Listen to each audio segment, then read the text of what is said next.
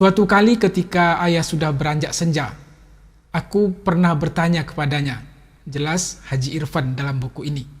Pertanyaan itu adalah, ayah, apa yang mendorong semangat ayah sampai ayah menjadi seperti sekarang ini? Jadi, rasa penasaran terhadap sosok Buya Hamka itu pun juga dirasakan oleh anak beliau yang dalam hal ini diwakili oleh Haji Irfan Hamka. Assalamualaikum warahmatullahi wabarakatuh. Alhamdulillahirabbil alamin wal 'aqibatu lil muttaqin wala 'udwana illa 'alal zalimin, amma ba'du. Buya Hamka yang kita kenal pada hari ini dengan berbagai macam sudut pandang yang bisa kita lihat dari hasil karya beliau sebagai seorang mufassir dengan tafsir Al-Azhar, kemudian pula sebagai seorang penulis dengan sekian banyak buku yang sudah beliau hasilkan, serta juga beberapa artikel, bukan saja beberapa, bahkan mungkin ratusan artikel yang beliau tulis di majalah Panji Masyarakat, Pedoman Masyarakat, atau majalah Gema Islam, dan majalah Mimbar Ulama, serta juga ada di majalah Kiblat yang terbit pada zaman Buya Hamka masih hidup. Kemudian sebagai seorang politisi yang pernah mengguncangkan Majelis Konstituante dengan sikap keberanian beliau terhadap paham keislaman dan mencoba untuk menghambat laju ideologi komunis di sidang konstituante itu. Dari beberapa penuturan ini sebenarnya mungkin muncul di antara kita rasa penasaran, apa resep dari keberhasilan Buya Hamka dengan seabrek aktivitas, dengan sekian banyak karya, dengan sekian banyak julukan terhadap diri seorang Hamka tadi. Dari beberapa pengalaman yang beliau lalui, dari sekian banyak cobaan hidup yang beliau jalani, maka rasa penasaran itu pun juga dirasakan oleh anak beliau yang bernama Irfan Hamka.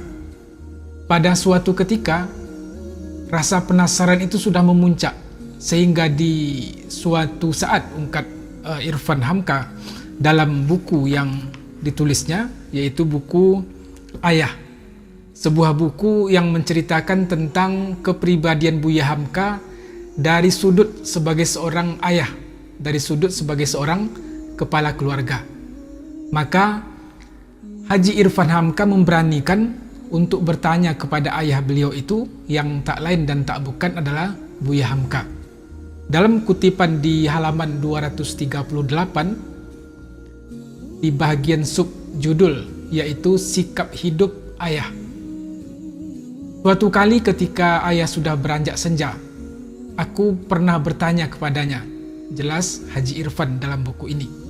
Pertanyaan itu adalah, ayah, apa yang mendorong semangat ayah sampai ayah menjadi seperti sekarang ini? Jadi, rasa penasaran terhadap sosok Buya Hamka itu pun juga dirasakan oleh anak beliau yang dalam hal ini diwakili oleh Haji Irfan Hamka. Tentu juga kita yang sangat jauh hubungan dengan beliau, yang tidak mempunyai kekerabatan apapun, rasa penasaran itu tentu pun juga muncul. Tetapi rasa penasaran kita sudah diwakili oleh anak Buya Hamka ini. Dari dialog antara seorang anak yang mempunyai rasa penasaran tentang sosok pribadi ayahnya itu, maka Buya Hamka memberikan jawaban kepada anak beliau tersebut. Tetapi sebelum menjawab itu, jelas Haji Irfan, ayah sejenak memandangku.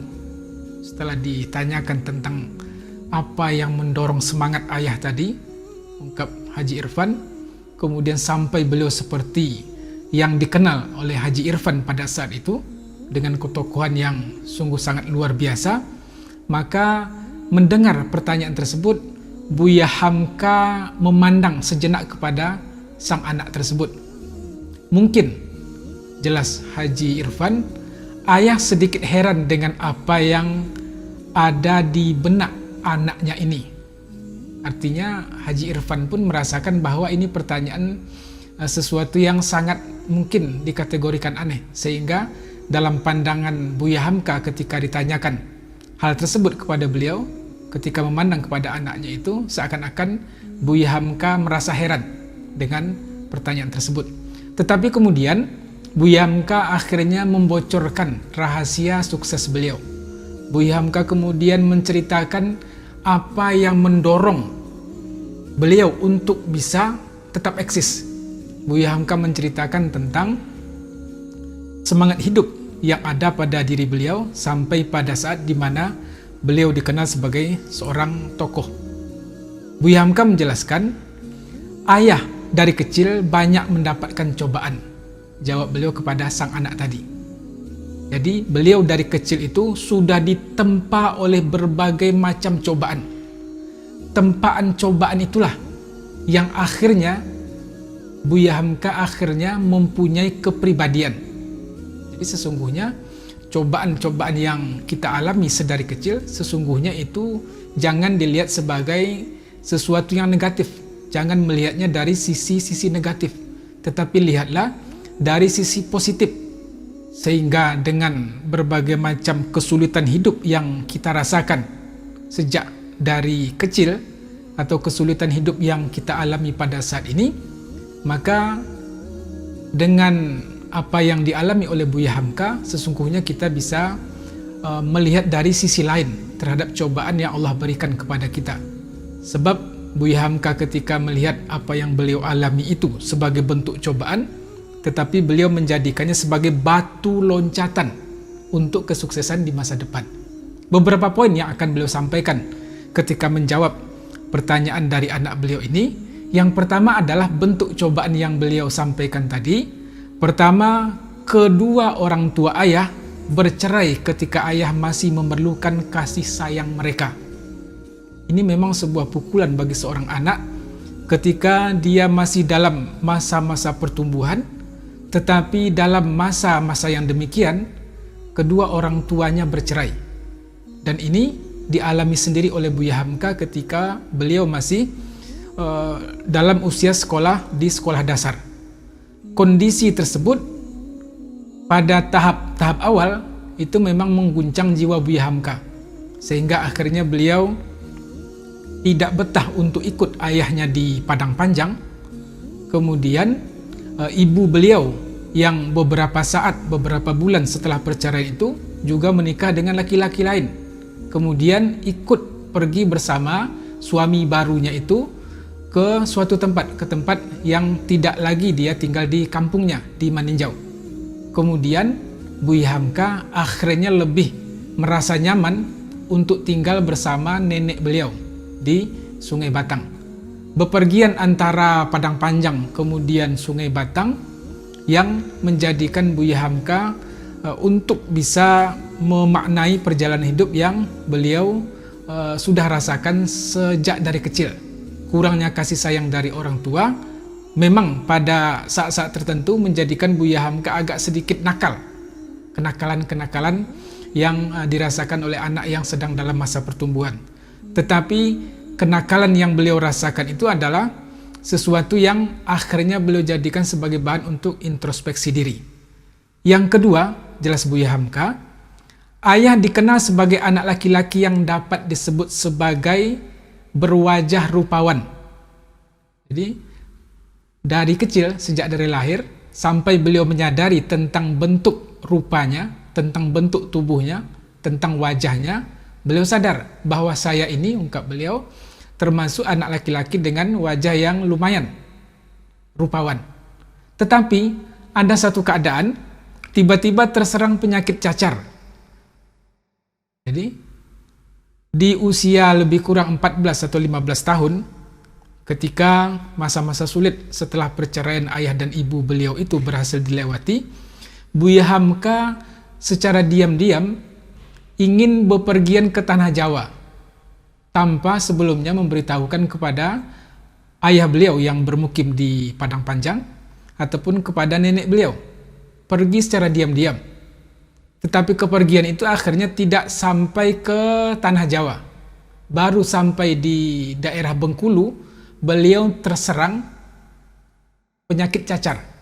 Penyakit cacar inilah kemudian yang menyebabkan Buya Hamka harus kembali lagi ke Padang Panjang setelah diobati beberapa waktu di Bengkulu, karena ada hubungan orang-orang perantau Minang yang juga berasal dari sekitaran Maninjau, sehingga mereka merawat Buya Hamka. Setelah dirasa cukup perawatan itu, akhirnya Buya Hamka disarankan untuk kembali ke Padang Panjang. Inilah yang beliau rasakan setelah sampai di Padang Panjang.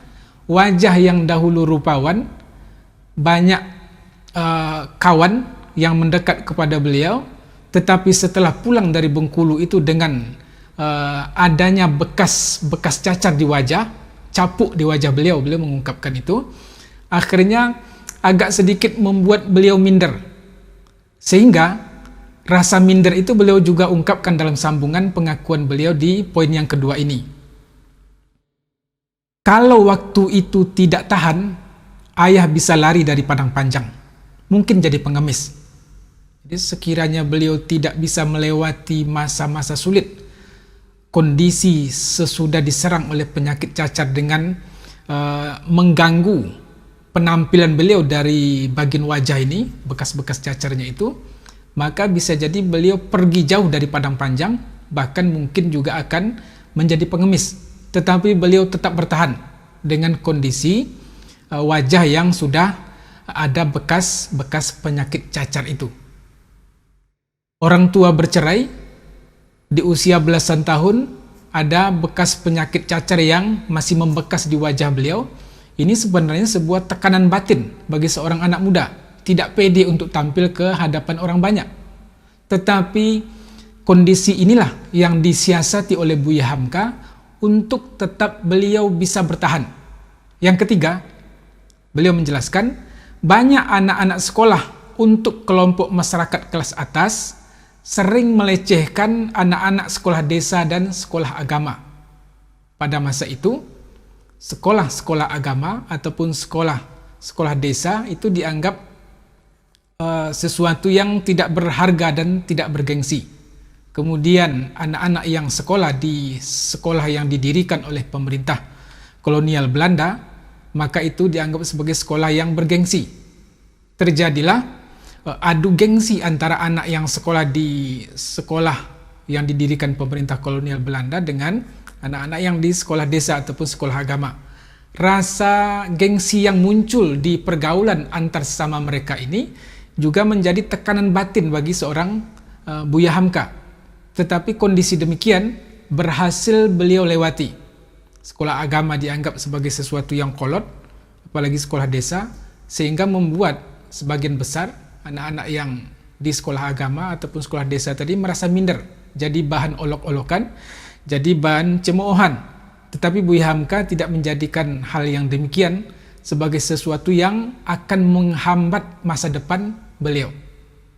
Yang keempat, Buya Hamka menjelaskan rahasia sukses beliau ini adalah ayah sering diejek karena kemampuan bahasa Arab ayah yang tidak bagus dan banyak yang salah. Jadi ada kritikan setelah beliau berangkat ke Yogyakarta, kemudian singgah ke Pekalongan. Setelah kepergian beliau yang kedua hitungannya, karena kepergian yang pertama tadi itu tidak berhasil, baru sampai Bengkulu beliau terkena penyakit cacar. Kemudian sesudah agak pulih, beberapa waktu sesudahnya, Buya Hamka dengan secara terbuka minta izin kepada ayah beliau untuk berangkat ke Yogyakarta. Diizinkan, sampai di sana beliau akhirnya mengikuti kursus-kursus keagamaan, pelajaran-pelajaran keagamaan ataupun kursus-kursus politik dari tokoh-tokoh pergerakan nasional. Setelah lebih kurang 6 bulan di Yogyakarta, beliau akhirnya pindah ke kota Pekalongan. Di sana sudah menetap kakak ipar beliau, Ahmad Rashid Sutan Mansur. Lebih kurang 6 bulan juga Buya Hamka bermukim di Pekalongan. Sesudahnya beliau merasa sudah mendapatkan sesuatu yang baru, sudah mendapatkan suatu pencerahan dalam perjalanan seorang anak remaja, maka beliau memutuskan untuk pulang. Karena dari 6 bulan di Jogja dan 6 bulan di Kota Pekalongan, Buya Hamka sudah bisa tampil berceramah, sudah bisa berorasi. Bahkan pidato-pidato Buya Hamka dianggap sudah bisa menandingi pidato-pidato provokasinya orang-orang komunis. Akhirnya Buya Hamka pulang ke Padang Panjang. Sesampainya di Padang Panjang, itu akhirnya beliau mendapatkan kesempatan dan peluang untuk tampil berceramah di tengah-tengah masyarakat. Tetapi di sela beliau mendapatkan jadwal ceramah-ceramah itu, ada kritikan yang muncul, yaitu kurangnya penguasaan Buya Hamka ini terhadap gramatika bahasa Arab, kurangnya penguasaan beliau terhadap bahasa Arab ketika membacakan hadis ataupun mungkin perkataan-perkataan ulama. Ada kalimat-kalimat yang kurang pas dari sisi gramatikanya. Ini beliau jadikan sebagai pelecut untuk bisa memperbaiki diri. Jadi kritikan terhadap penguasaan bahasa Arab yang kurang bagus yang disampaikan kepada beliau tidak menjadikan Buya Hamka minder. Yang kelima atau yang terakhir adalah ayah ditolak, jelas beliau. Jadi guru di sekolah Muhammadiyah hanya karena ayah tidak memiliki diploma sebagai tanda tamat belajar. Ada lowongan pembukaan atau penerimaan guru agama di sekolah Muhammadiyah di daerah Maninjau. Akhirnya beliau pun mencoba untuk melamar, memasukkan permohonan untuk bisa diterima menjadi guru. Setelah melalui proses seleksi, rupanya Buya Hamka tidak diterima. Setelah ditanya, alasannya adalah beliau tidak mempunyai ijazah formal, yang diistilahkan di sini tidak memiliki diploma sebagai tanda tamat belajar. Akhirnya apa? Yang terjadi kemudian, beliau tidak bisa mengajar di sekolah tersebut. Penolakan yang beliau alami ini atau kritikan terhadap bahasa Arab yang dianggap belum begitu sempurna, cemoohan yang datang dari anak-anak yang menganggap sekolah mereka sebagai sekolah yang bergengsi terhadap Buya Hamka yang hanya sekolah di sekolah desa ataupun di sekolah diniyah, sekolah agama, atau beberapa saat di pesantren Tawalib dan Tawalib Prabe, itu pun juga tidak sampai tamat. Sesudah itu rasa minder yang beliau rasakan karena wajah yang ada bekas-bekas penyakit cacarnya, atau sebelum itu karena perceraian kedua orang tua, ini semua beliau jadikan sebagai cambukan. Beliau jadikan sebagai motivasi untuk bisa memperbaiki diri. Jadi dari tempaan-tempaan cobaan tersebut, Buya Hamka bisa melewati saat-saat yang kritis dalam kehidupan beliau sebagai seorang remaja. Sebab sampai pada ketika dibukanya lowongan pekerjaan sebagai guru agama ini dan beliau tidak diterima, usia Buya Hamka ketika itu adalah lebih kurang 18 tahun. Yang terjadi sesudahnya adalah Buya Hamka memutuskan untuk pergi ke suatu tempat yang sangat jauh, yang hal demikian beliau rahasiakan kepada ayahnya dan hanya disampaikan kepada andung atau nenek beliau di Sungai Batang Maninjau, bahwa beliau akan pergi ke Tanah Suci. Dengan bermodalkan 2 gulden dari sang nenek, akhirnya Buya Hamka berangkat menuju Bukit Tinggi, kemudian ke Kota Padang, dan berlayar dengan kapal menuju Sibolga, sehingga kemudian beliau bisa mendapatkan tiket dari Pelabuhan Belawan menuju Jeddah, Kota Suci. Itu proses selanjutnya yang dijalani oleh Buya Hamka untuk menebus seluruh kesulitan-kesulitan hidup yang beliau alami, sehingga dengan semangat yang membara tersebut, karena penuh keterbatasan, dengan segala keterbatasan itu, dalam hati beliau mempunyai semangat yang sungguh sangat mulia untuk memperbaiki diri. Di akhir pengakuan Buya Hamka terhadap anak beliau ini, beliau menyebutkan, oleh karena itu semua, oleh karena 5 poin yang beliau sampaikan kepada anak beliau tadi, Ayah bertekad untuk terus belajar dan membaca. Mungkin untuk seumur hidup ayah. Semangat untuk belajar seumur hidup inilah, semangat untuk tetap membaca, menambah ilmu pengetahuan dan wawasan seumur hidup inilah yang akhirnya membentuk semangat kepribadian pada diri Buya Hamka, membentuk karakter beliau, dan akhirnya adonan dari semangat yang beliau sudah mulai rasakan bergelora sejak kepergian ke Tanah Suci itu, yang akhirnya membentuk Buya Hamka seperti yang kita kenal pada hari ini. Dengan demikian, sesungguhnya segala macam keterbatasan yang ada pada diri kita, sesungguhnya pun dahulu juga dirasakan oleh seorang Buya Hamka. Wajah yang tidak begitu rupawan karena penyakit cacar, atau orang tua yang sudah bercerai, kemudian pendidikan yang juga tidak tuntas, dan beberapa poin lain yang disampaikan tadi, tetapi itu semua beliau jadikan sebagai pelecut atau semangat atau cambuk yang akan mempercepat langkah beliau untuk menemukan kesuksesan.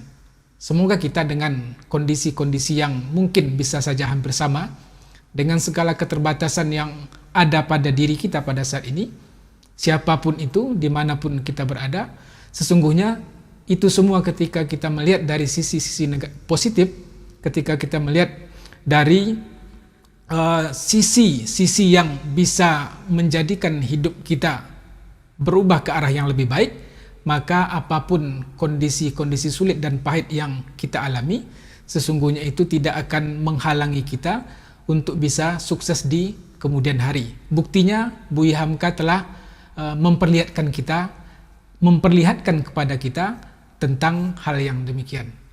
Semoga bermanfaat. Assalamualaikum warahmatullahi wabarakatuh.